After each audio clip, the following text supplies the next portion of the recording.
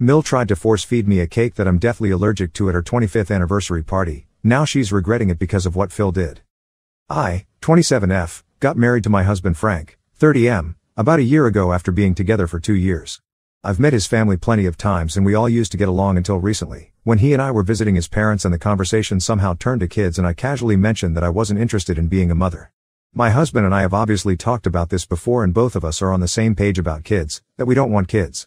My mother-in-law Sharon, 52F, was the one who initiated the conversation at dinner that day, and when my husband and I made it known that we weren't planning on having kids ever, she tried to change our minds, especially mine.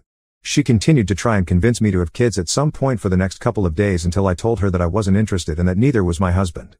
So that was it, and I didn't want to discuss this further. I made my boundaries clear and I guess she couldn't handle it because after that she started being really cold to me and would act weird every time I came around.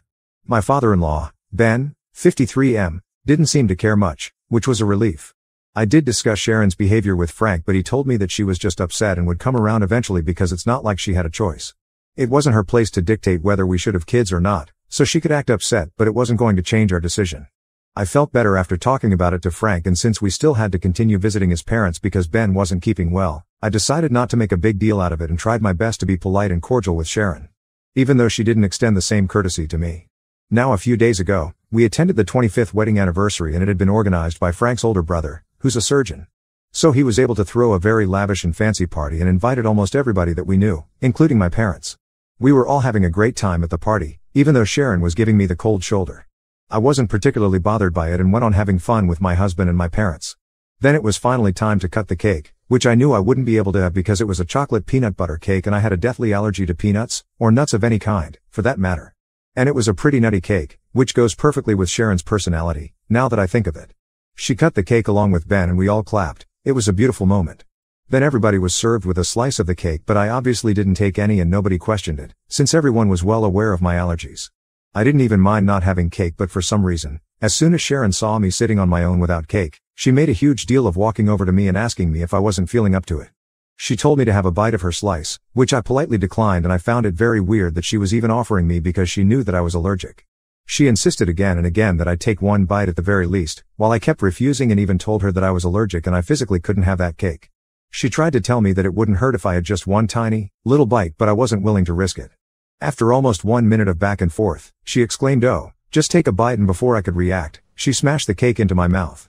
I spit it all out immediately and I had to grab a tissue from Frank so I could get any remnants out of my mouth immediately. It was disgusting and I was actually sputtering while rinsing my mouth, while Frank yelled at his mother. After half a minute, when I finally got over the shock of what she did, I came back to talk to Sharon and told her off. I yelled at her and said that what she did just now was psychotic and I was never going to come back here again because there was something very wrong with her. I also told her that just because I wasn't willing to have kids, didn't mean that she was going to treat me however she wanted to and I was going to take it. I didn't care about what her opinion was on whether I should have a child or not.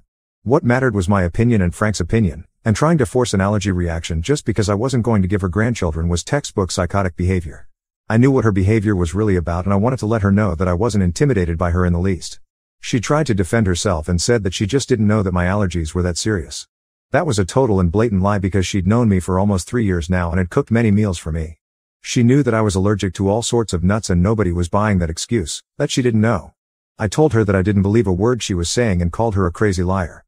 Then she lost her temper and said that she didn't believe me either, neither about the allergies nor about the fact that her son wasn't willing to have kids. Because he knew that she wanted to be a grandma and he would never deprive her of a joy like that. She accused me of faking my allergies for attention and said that I probably wasn't willing to have kids, and had turned her son against the idea as well, only because I might be infertile.